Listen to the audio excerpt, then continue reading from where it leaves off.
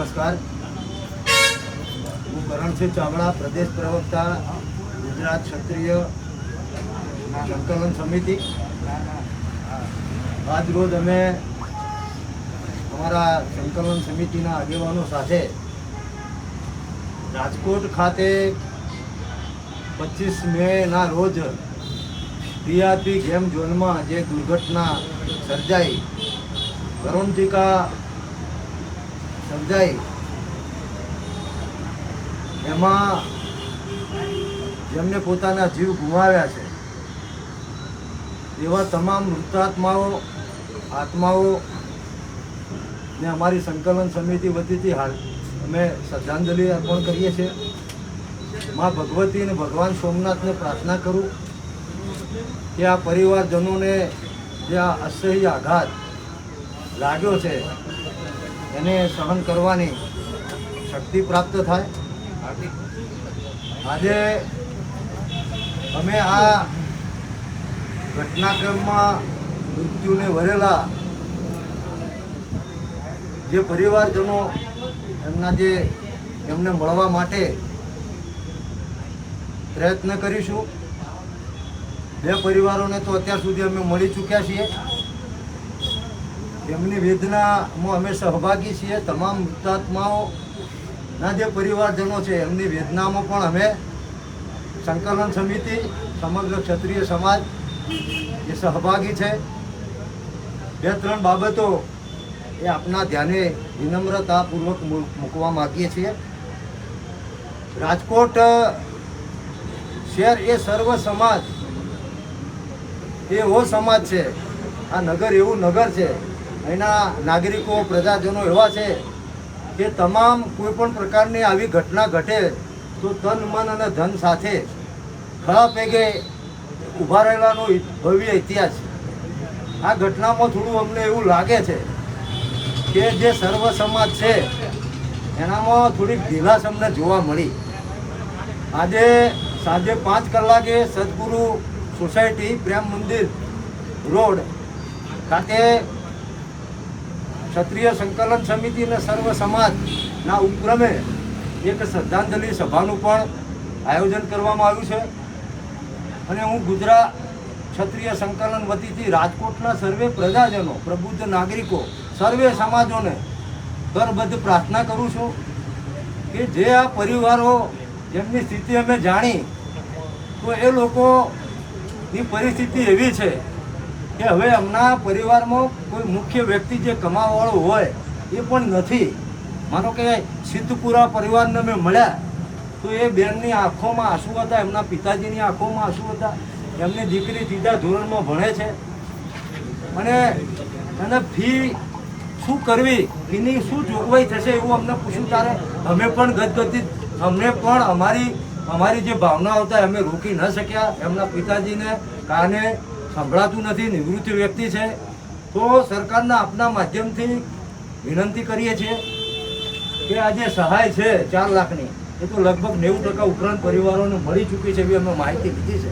પણ સહાય વધારવામાં આવે અને રાજકોટ પોતે ઊભું થાય અને પોતાના જ આ પરિવારો છે એમ ગણી અને સર્વ સમાજ ભેગો થઈ અને તન, મન, ધનથી સહકાર આપે તમામ પ્રકારનો. એવી આપ સર્વેના માધ્યમથી હું રાજકોટવાસીઓને અને સરકારી તંત્રને વિનંતી કરું છું કે આવો આપણે બધા સાથે ભેગા થઈ અને આ પરિવારોને ન્યાય અપાવીએ, એમને આર્થિક રીતે મદદ કરીએ, એમના ભાવિની પણ ચિંતા કરીએ અને એવી પણ ચિંતા કરીએ કે ભવિષ્યમાં આવી દુર્ઘટનાઓ બને નહીં. આ મારી સંક્ષિપ્ત વાત હતી. અમારા મુખ્ય સંકલન કરતા રમજુભા જાડેજા 4-5 મુદ્દાઓ મૂકશે, પછી કોઈ પ્રશ્નોના જવાબ હોય તો હું આપીશ. એટલે હવે રમજુભાને વિનંતી કરું કે પોતે આ બાબતે આપની સમક્ષ જે વેદના છે પૂછી લઈએ કે આ ઘટનાની અંદર વધારે કોઈ સમાજનું નુકસાન થયું તો ક્ષત્રિય સમાજના યુવાનો સૌથી વધારે હતા. તો ક્ષત્રિય સમાજ કઈ રીતના આગળ આવશે? આમાં જે પણ વ્યક્તિઓ બેદરકાર છે, પછી એ શાસકો કેમ ન હોય, તેમની સામે પણ પગલાં લેવા જોઈએ જે રીતના અધિકારીઓ સામે લેવાય છે. તો કોઈ માંગ કરવાના છો તમે? જો આમાં કેવું છે કે મરણ જનાર જે ભોગ બનનાર છે ને એમાં આપણે જ્ઞાતિ આપણે કીધું, પણ આ સંકુચિત વાત થાય. કારણ કે ક્ષત્રિય સમાજ એટલે બધાને સાથે લઈને ચાલવાવાળો સમાજ. ભૂતકાળમાં પણ આપણે જોયું છે કે જ્યારે રાજાઓ હતા ત્યારે એ નીકળતા તો તમામ એમના પ્રજાજનો હતા. એમ આ ઘટનામાં જરૂરથી આપણે કીધું એવું વધારે ભોગ બન્યો છે, પણ અમે બધા સમાજની ચિંતા કરવા માટે આજે આવ્યા છીએ.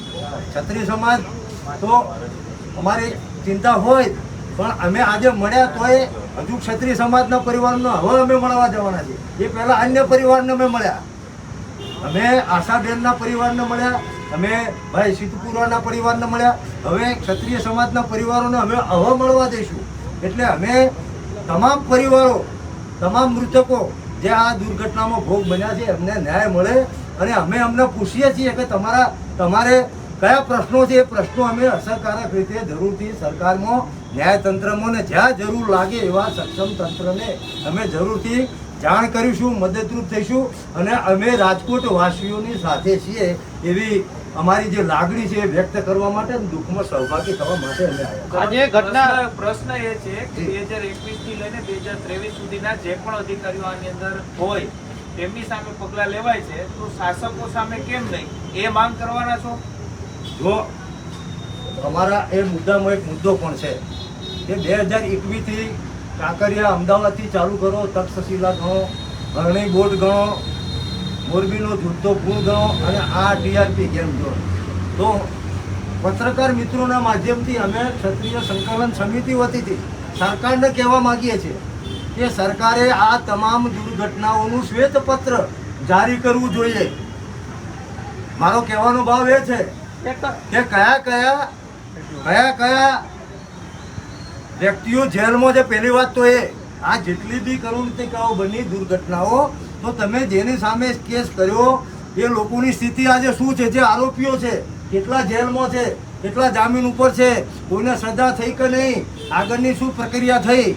એમ આપ જેમ કહો છો એમ કે શાસકો એટલે કે વહીવટી તંત્રની સાથે શાસન કરતા, દાખલા તરીકે અહીંયા રાજકોટ મ્યુનિસિપલ કોર્પોરેશન તો એના મેયર હોય, આ વિસ્તારના ધારાસભ્ય હોય, આ વિસ્તારમાં જે મંત્રી હોય તે, સંસદ સભ્ય હોય તે, બધાની જવાબદારી થાય. નાના કોર્પોરેટરથી ચાલુ કરી અને સંસદ સભ્ય સુધીની જવાબદારી થાય. કારણ કે પ્રજાએ અમને ચૂંટા છે સુખ દુઃખમાં ભાગીદાર બનવા. મારે દિલગીરી સાથે કહેવું પડે કે અહીંયા બાલ વિકાસ મંત્રી 4 દિવસ પછી દેખાયા.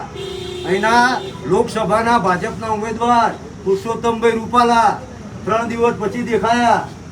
ભારતીય જનતા પાર્ટીના પ્રદેશ પ્રમુખે તો હજુ પ્રેસ કોન્ફરન્સ પણ કરી નથી.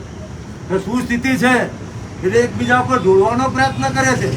તો પ્રજાતંત્રમાં પ્રજાના સેવકો સર્વોપરી હોય અને એમને સૂચના આપવી જોઈએ, જોડે રહીને કામ કરાવવું જોઈએ કે ભાઈ આ કરો, આ ખોટું છે.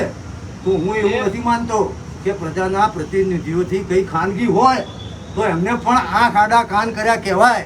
તો એફઆઈઆરમાં જે જવાબદાર હોય, પછી એ કોર્પોરેટર હોય, મેયર હોય, સ્ટેન્ડિંગ કમિટીના ચેરમેન હોય, ધારાસભ્ય હોય કે સંસદ સભ્ય, એમની પણ જવાબદારી જ્યાં સુધી કાયદો બદલીને નક્કી કરવામાં નહીં આવે ત્યાં સુધી આવી ઘટનાઓ ઘટિત થશે. એટલે આપણા માધ્યમથી હું પણ એ પણ કહેવા માગું છું કે શું આ બધી ઘટનાઓ જે ઘટિત થઈ એનાથી રાજતંત્ર અથવા જે વહીવટી પક્ષની સાથે રાજકીય પક્ષ જેને કહેવાય સત્તાધારી પક્ષ, એ શું અજાણ હતો? એ પ્રશ્ન હું પણ આપના માધ્યમથી પૂછવા માંગુ છું. અને પ્રજાએ એનો જવાબ લેવો જોઈએ. પ્રજા એ પણ જાગૃત થઈ અને આ લોકો જ્યારે પણ આવે ત્યારે અમના પ્રશ્ન પૂછવા. અમે જે નામ લીધા એનું મીડિયાએ નામ સાથે અમે ચલાવ્યું પણ છે કે આ નેતા દેખાણા નથી, ચાહે તે ભાનુબેન બાબરિયા હોય કે CR પાટીલ હોય કે કોઈ પણ નેતા હોય. જ્યારે આ ઘટના બની લગભગ 5-6 દિવસ વીતી ગયા, સિવિલ હોસ્પિટલમાં જ્યારે પરિવારજનોને હાલાકીનો સામનો કરવો પડ્યો એ પણ અમે દ્રશ્યો દેખાડ્યા.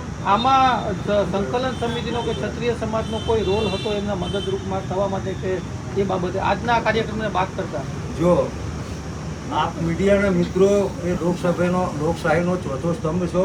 આપે જે કામગીરી કરી છે આપના થકી જ સમગ્ર ગુજરાત અને ભારતને ખબર પડી કે ભાઈ રાજકોટની દુર્ઘટના કેટલી ભયંકર હતી, શું સ્થિતિ હતી, ડેડ બોડી કેટલા કલાકે મળી, DNA ટેસ્ટનો શું રિપોર્ટ થયો, આ બધું આપે ક્ષત્રિય સંકલન સમિતિની ભૂમિકાની વાત કરી. તો અમે ડે 1થી અમારા અહીંના જે સ્થાનિક આગેવાનો છે જેમના આપ બધા પૂછો છો, મહિલા અમારી 5, અમારા બધા જ આગેવાનો કોઈનું નામ દેતું નથી, એ પહેલા દિવસથી જ્યારે આ ઘટના બની ત્યારથી આમાં સક્રિય જ હતા, અમારી સાથે સતત સંપર્કમાં હતા. અમે લેટ એટલા માટે, આ લેટ શબ્દ નહીં વાપરું, આપણા સનાતન ધર્મમાં એવું કહેવાય છે કે જ્યાં સુધી ડેડ બોડીને અગ્નિ સંસ્કાર ન થાય ત્યાં સુધી શ્રદ્ધાંજલિ પણ ના આપી શકાય. અને બીજું કે એ વખતે અફરાતફરીનો માહોલ હોય અને અમે અમારા જે સ્થાનિક એકમો છે, અમારી અહીંયા 3 સંસ્થાઓ છે, ત્યાંના બધા જ આગેવાનો સાથે અમે સંપર્કમાં હતા. અને જ્યારે અમને એવું લાગ્યું કે હવે તમામ ડેડ બોડીઓનો અગ્નિ સંસ્કાર થઈ ગયો છે તો સર્વ સમાજે, સર્વ રાજકોટના પ્રજાજનોએ શ્રદ્ધાંજલિ આપી પરિવારને મળીને એમની શું તકલીફ છે જાણવી જોઈએ. પછી એ તકલીફ સામાજિક હોય, એ તકલીફ FIRની હોય, એ તકલીફ કાયદેસરની કાયદાકીય હોય, એ આર્થિક હોય, એ જાણવા માટે અમે આવ્યા છીએ. અને આપના માધ્યમથી અમે એમને પણ આશ્વસ્ત કરવા માગીએ છીએ કે અમારા જે સ્થાનિક આગેવાનો છે એ એમની સતત મુલાકાત લેતા રહેશે અને અમારું પણ આ કર્તવ્ય થાય એ કર્તવ્યનું પાલન કરવા માટે અમે આવ્યા છીએ. અને ભવિષ્યમાં આવી દુર્ઘટના ના ઘટે એના માટેના સૂચનો અને એના માટેનો જે અહેવાલ છે, એના માટેની જે માગણીઓ છે એ વિશે રમજુભા જાડેજાએ આપની સાથે વાત કરશે. ધન્યવાદ.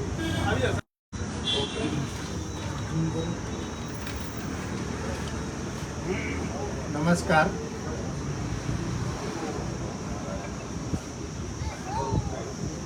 રાજકોટનો 25 મેનો જે અગ્નિકાંડ છે એ એક એવી ઘટના છે કે એને શબ્દોમાં વર્ણવી કે લાગણીમાં વર્ણવી બહુ જ અઘરી વાત છે. અને આપ બધાને હું ધન્યવાદ આપું છું, તો આપ બધાને હું નમસ્કાર કરું છું કે રાજકોટની જનતા જે પ્રમાણે અવાજ નથી કરી શકી તો સતત એના માટે એના વતી સરકારને, તંત્રને સતત આપે જાગૃત રાખ્યું છે, સતત એના ઉપર દબાણ રાખ્યું છે કે સાચી દિશામાં યોગ્ય રીતે સત્વરે તપાસ થાય. એના માટે મીડિયાને હું જશ આપું છું અને મીડિયા એના માટે ધન્યવાદને પાત્ર છે. આપ બધા પણ એના માટે ધન્યવાદને પાત્ર છો. કાલે મેં એવું સાંભળ્યું કે મીડિયા તરફથી એક કંઈક હતું, શોક સભા કે શું હતું, બેસણું મીડિયા તરફથી પણ કાંઈ હતું ને કાલે શ્રદ્ધાંજલિ. એટલે એ પણ એક નોંધની વાત છે કે અત્યાર સુધી બધા જ બનાવોમાં બધી સંસ્થાઓ કે પક્ષ જે કાંઈ સેવાના કામ કરતા હતા સંસ્થાઓ, એ કોઈ જે નથી કરી શક્યા એ આપે કર્યું છે. એટલે આ એક મહત્વની વાત છે. બીજી મહત્વની વાત તો કરણસિંહભાઈ કરી, પણ છતાં પણ સરકારે સીટની રચના કરી. આપણે કોઈ વ્યક્તિગત શંકા કુશંકા નથી કરતા, પણ આ જ સીટ આગલા બનાવોમાં હતી, અને એ સીટ છે એ કોઈ અધિકારીના વડપણ હેઠળ છે. તો અધિકારી તો સરકારના સચિવ નીચે છે, મંત્રી નીચે છે. એટલે અહેવાલ છે એ કેવો બને? સરકારની ખરેખર ઈચ્છા હોય, મંત્રીશ્રીની ખરેખર ઈચ્છા હોય તો અમે એવી વિનંતી કરીએ છીએ, અમે એવી અપીલ કરીએ છીએ કે ન્યાયાધીશ, હાઈકોર્ટના ન્યાયાધીશની અધ્યક્ષતામાં તપાસ થાય અને જે કોઈ વહીવટી તંત્ર હોય કે પદાધિકારીઓ હોય કે આગેવાનો હોય, બધાની તટસ્થ તપાસ થાય, કારણ કે આના પહેલા કાલે પ્રશાંત દયાલનો વિડીયો આપણે બધાએ જોયો છે, જગદીશભાઈ મહેતા પણ કહે છે, બરાબર? તો એ બધી વસ્તુઓની તપાસ તો થવી જ જોઈએ. તો તપાસ તટસ્થ રીતે કોણ કરશે? તો અમને ન્યાયાધીશ ઉપર આપણને બધાને શ્રદ્ધા છે. એટલે ન્યાયાધીશના વડપણ હેઠળ થાય તો એવી એક અમારું સૂચન અને વિનંતી છે. એટલે અમારી એવી વિનંતી છે કે સરકારને બધા માટે આ એક સત્ય છે, પ્રજાને બધા માટે, કે ભાઈ એના કરતાં પણ ઉપરની ઓથોરિટી અથવા તો વધારે ભરોસાપાત્ર ઓથોરિટી ન્યાયતંત્ર કહેવાય તો એને કામગીરી સોંપાય એવું અમારું સૂચન અને વિનંતી છે. પછી સરકાર એમાં જે નિર્ણય લે કોર્ટમાં તમે આ માંગ કરવાના છો? એટલે અમે માંગ કરીએ છીએ. હાઈકોર્ટ સમક્ષ તમે કોઈ અરજી કરીને એવી માંગ કરશો કે આમાં સીટ ઉપર વિશ્વાસ નથી તો જજની કમિટીની નિમણૂક થાય? આ સરકારે જ નિર્ણય લેવાનો હોય છે. એટલે એમાં કાંઈ કોર્ટ પિક્ચરમાં નથી આવતી, કોને તપાસ સોંપવી. તો બાકી તો કોર્ટ એનું કામ કરે છે, કોર્ટ સક્રિય છે જ આમાં. સમજો મારો પ્રશ્ન એ છે કે હાઈકોર્ટે ખુદે સંજ્ઞાન લઈ અને સુઓ મોટો દાખલ કરી છે, તો આ સુઓ મોટોની અંદર તમે પણ તમારી રજૂઆત મૂકી શકો છો.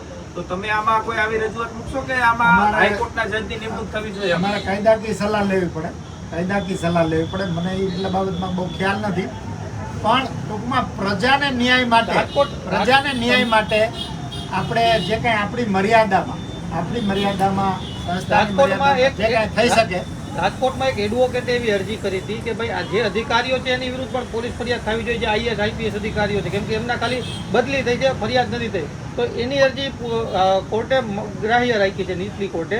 તો આ જ રીતના જે પદાધિકારીઓ છે, કેમ કે હજી સુધી એમની સામે પગલાં લેવા જોઈએ એવું કોઈ કાયદાકીય કોઈ વલણ દેખાડ્યું નથી. એટલે આપની પાસેથી અપેક્ષા છે કે ભાઈ જે પદાધિકારી, જેમ કે અધિકારીઓ છે, પદાધિકારીઓના આદેશ વગર તો કંઈ કરવાના નથી, એ તો સૌ કોઈ જાણે છે. કરણસિંહે ઓલરેડી કહી જ દીધું છે, અને આ ન્યાયની વાતમાં બધું જ આવી જાય છે, એટલે જ આપણે ન્યાયની વાત કરીએ છીએ. કરણસિંહે ઓલરેડી કહી જ દીધું છે કે જે કોઈ આમાં હોય બધાની સામે કાર્યવાહી થવી જોઈએ, અને પેલા આઈડેન્ટિફાઈ થવા જોઈએ કે કેટલા લોકો જવાબદાર છે. મૂળ વાત એ છે કે બતાવી દેવું કે 50 અધિકારીઓ છે, બધાના નિવેદન લીધા એટલે એના સામે એક્શન લેવાશે, એવું નહીં. આ 5 અધિકારીઓ જવાબદાર છે, એક સાથ છે. આ 5 પદાધિકારીઓ નિર્ણય લેવામાં ભાગીદાર છે, અથવા એની સાથે જે કાંઈ એમનું હોય તો એ આઈડેન્ટિફાય થાય કે આ 25 જણા, અને 25 જણા માટે એવા એના માટે પગલાં થાય કે કાયમ માટે પ્રજાને પણ એમ થાય કે ન્યાય મળ્યો.